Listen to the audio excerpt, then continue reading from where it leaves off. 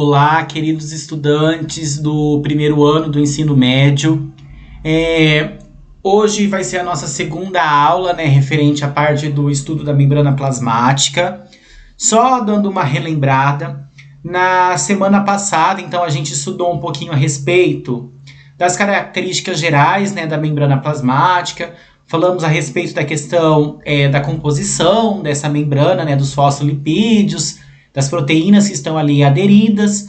Falamos também a respeito do transporte ativo, como por exemplo a bomba de sódio e potássio, e também o transporte passivo, a difusão simples, a difusão facilitada e a osmose.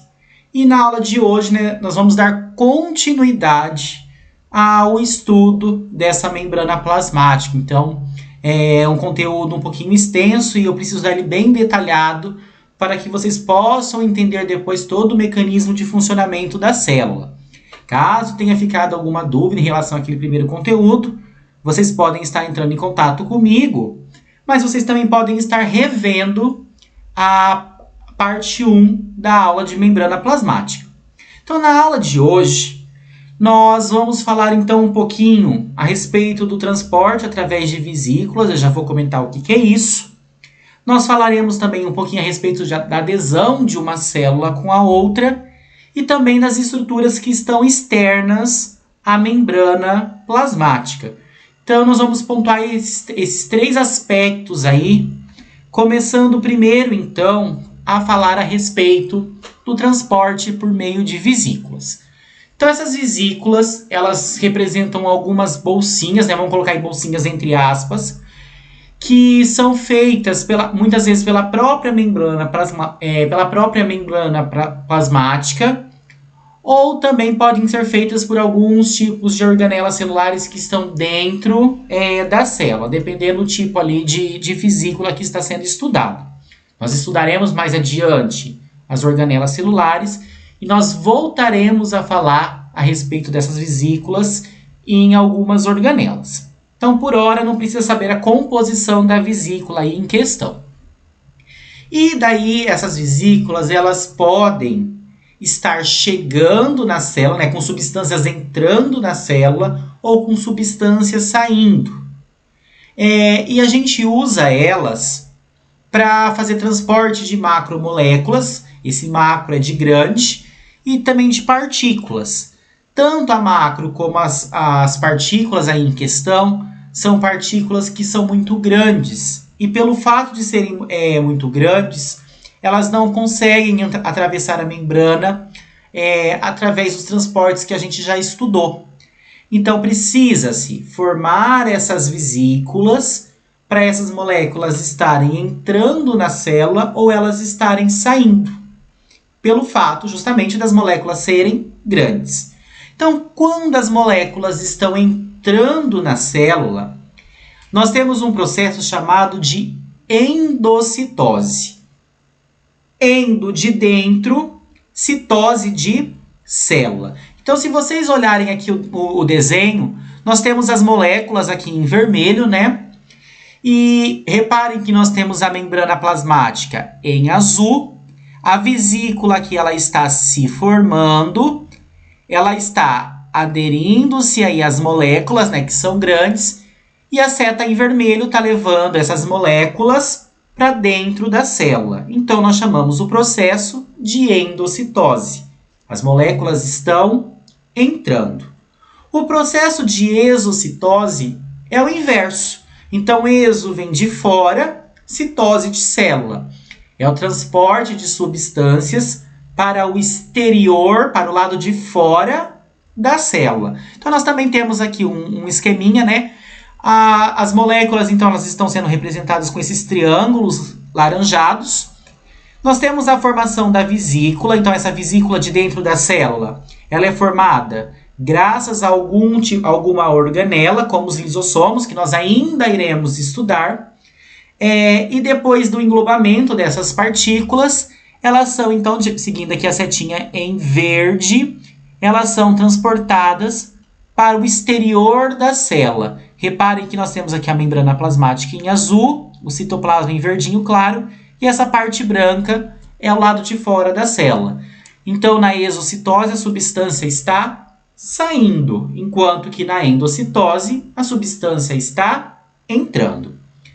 Continuando aqui, a endocitose, ela pode ser de dois tipos. Ela pode ser do tipo fagocitose ou ela pode ser do tipo pinocitose. São várias aí divisões. Geralmente eu ensino aí para os alunos, geralmente a gente faz uma associação, que fagocitose é para moléculas sólidas e pinocitose é para meios líquidos, para ficar mais claro, mais fácil aí de definir. Então nós temos aqui no processo de fagocitose, reparem aqui a primeira imagem, nós temos no processo de fagocitose a membrana plasmática representada em amarelo, nós temos a partícula sólida aqui em vermelho, vai ter a formação da vesícula aqui na membrana. Essa partícula sólida, ela vai se aderir, entrar dentro dessa vesícula e dessa forma ela vai então para dentro da célula, certo? Então, como é uma partícula sólida, uma molécula grande, nós chamamos de fagocitose. Um exemplo de fagocitose muito comum no corpo é o realizado aí pelo sistema de defesa, nosso sistema imunológico, através das células de defesa. Então, essas células de defesa, por exemplo, elas podem defender o corpo atacando bactérias. E como que elas vão atacar as bactérias? Elas irão englobar a bactéria, que é a fagocitose, e irão, então, destruir esse micro-organismo, evitando, assim, possíveis doenças. No caso da pinocitose, nós temos as partículas menores aqui diluídas no líquido extracelular, que está aqui em azul. Então, novamente, a membrana plasmática vai formar a vesícula, e depois da formação dessa vesícula, essas partículas menores diluídas, elas são, então, englobadas para dentro da célula. Daí eu coloquei a título de curiosidade que não é qualquer partícula que está entrando ali na célula. A gente já tinha conversado sobre isso na primeira aula. Não pode entrar qualquer coisa na célula e também não pode sair qualquer coisa da célula. Existe aqui na membrana plasmática os chamados de receptores, que aqui estão em verde. São esses receptores que vão fazer o reconhecimento das substâncias que devem entrar ou sair da célula. Então, não é qualquer substância que vai chegar ali que já vai entrar livremente. Através desses receptores, acontece um reconhecimento para depois sim formar a vesícula e a substância está entrando, certo? Dando continuidade aqui, nós temos o que nós chamamos de junções intercelulares, que a função principal dessas junções é manter a célula unida uma com a outra. Essa união pode formar tecidos, inclusive, que nós estudaremos no terceiro bimestre. E com a união dessas células, nós temos a formação de barreiras, a interação e a comunicação de uma célula com a outra. Nós temos, por exemplo, no tecido epitelial, né, que está formando a pele, essas junções de uma forma bem nítida. Por quê? Porque na nossa pele ela funciona como uma barreira para impedir que micro-organismos que estão em suspensão no ar possam entrar no nosso corpo com facilidade e dessa forma causar algum tipo de doença. Então, quando a gente fala das junções intercelulares, eu já vou mostrar a imagem para vocês, nós teremos 3 tipos de junções. O primeiro tipo é a junção celular do tipo ocludente ou junção aderente. Nesse tipo de junção celular, nós vamos ter aí ela acontecendo principalmente em células epiteliais, né, células da pele, e nesse tipo de junção, elas vão vedar, vão tapar ali o espaço entre as células adjacentes, vai ficar uma coisa muito bem vedada, muito bem fechada, e impedir que substâncias possam passar ali de uma célula para outra. Então, ela é um tipo de junção que veda bem esse espaço entre uma célula e outra. O segundo tipo de junção que nós temos é chamado de desmossomos. Esses desmossomos acontecem, por exemplo, em células musculares, e ela vai permitir a ligação dos filamentos das células adjacentes, e ela auxilia muito na manutenção da estrutura ali, porque a gente, nesse caso, tem o envolvimento do citoesqueleto. E isso acontece muito com as células, como eu falei para vocês, com as células musculares. O terceiro tipo de junção que nós temos é a junção chamada de junção comunicante. Diferente da junção ocludente, na comunicante existe pequenos canais e por esses canais pequenas moléculas podem passar de uma célula para outra. Então existe essa, no caso da junção comunicante, existe essa comunicação entre uma célula e outra, permitindo a passagem de pequenas substâncias. Daí eu coloquei aqui para vocês um esquema que mostra esses três tipos de junções. Então reparem aqui no desenho, eu vou pedir para vocês olharem os desenhos que estão aqui à minha direita. Reparem aqui no desenho, o primeiro tipo de junção, então, que são as junções do tipo ocludentes. Então existe essa vedação aqui completa da célula. Ela aderiu e fez a junção ali completa, vedou completamente. Nesse tipo de junção, por exemplo, não está passando substância de uma célula para outra. No segundo tipo aqui, nós temos então a junção por desmossomos. Então existe esse ligamento através de filamentos, como eu falei, acontece principalmente na célula muscular. E esses filamentos, então, permitem a ligação entre células que são adjacentes, permitindo aqui, nesse caso, a manutenção da estrutura da minha célula. E, por fim, nós temos as junções do tipo comunicante, onde existem esses pequenos canais por onde pequenas substâncias podem estar passando de uma célula para outra. Daí eu coloquei aqui para vocês também verem uma exceção, que é o caso da célula vegetal. Na célula vegetal, nós temos o que nós chamamos de plasmodesmos. Então, só dando uma relembrada, nós ainda estudaremos isso detalhadamente, mas a célula vegetal, além da membrana plasmática, ela tem uma estrutura externa que a gente chama de parede celular. E essa parede celular, ela é bastante rígida, ela tem celulose ali que a gente usa para fazer papel, e a comunicação de uma célula com outra por conta dessa parede é um pouquinho mais difícil, porque a parede, como eu falei, ela veda bastante porque ela é rígida. Então, entre essas paredes celulares aí, reparem que existem espaços, vários espacinhos aqui, que são chamados de plasmodesmos. E através desses espaços, existe a comunicação de uma célula com a outra. Porque se eles não existissem e ficasse apenas a parede celular, a célula acabaria ficando completamente vedada por ela. Então esses plasmodesmos acabam sendo extremamente importantes na célula vegetal, nessa comunicação de uma célula com a outra. Ignorem, por enquanto, esse monte de organelas que nós temos aqui. Nós estudaremos essas organelas celulares em um próximo momento, falaremos uma a uma. Por ora, lembrem apenas dessa comunicação de uma célula com outra através dos plasmodesmos.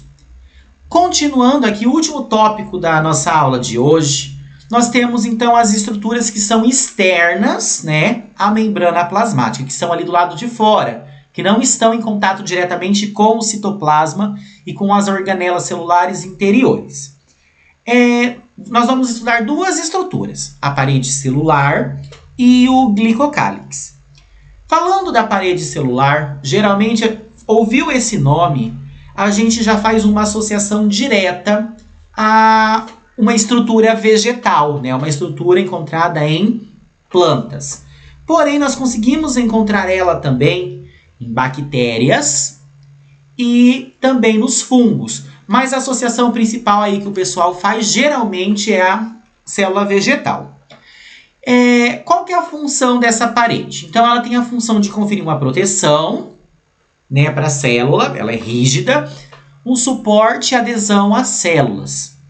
Então nós temos aí, apesar dos organismos terem diferentes paredes, nós temos muito importante que a parede celular, que aqui está em verde escuro, da célula vegetal, ela é composta por celulose principalmente. Existem outras substâncias, nós conseguimos encontrar lignina, que confere rigidez e resistência a essa parede. Nós temos também a hemicelulose, mas falou da parede celular vegetal, a gente já lembra diretamente dessa celulose, porque ela serve como matéria-prima na fabricação do papel. Isso é muito importante. E daí eu coloquei também aqui, a título de curiosidade, que a parede celular de bactérias, né, a parede celular bacteriana, ela tem uma outra composição, que é muito cobrada em vestibulares, que a gente chama de peptídeo glicanos. Então, apesar da gente estar estudando uma mesma estrutura, né, no caso a parede celular, a composição delas é variante. Isso é muito importante de vocês lembrarem aí, porque pode cair em alguma pergunta de vestibular. Por fim, nós temos o glicocálix. Então, esse glicocálix ele é formado, né, por carboidratos, glicoproteínas e por polissacarídeos, que a gente chama de proteoglicanos, e a gente consegue encontrar em algumas células animais e de bactérias. Então, ele é uma estrutura externa, né, que ele confere proteção à célula contra danos químicos ou danos mecânicos, né, e no caso da célula bacteriana, faz o auxílio, ela auxilia na fixação dessa bactéria a uma célula hospedeira, no caso a gente causar uma doença, por exemplo. E daí eu coloquei aqui um esqueminha, esse esqueminha está bem interessante. Então nós temos aqui o citoplasma da célula, né, que está dentro dela.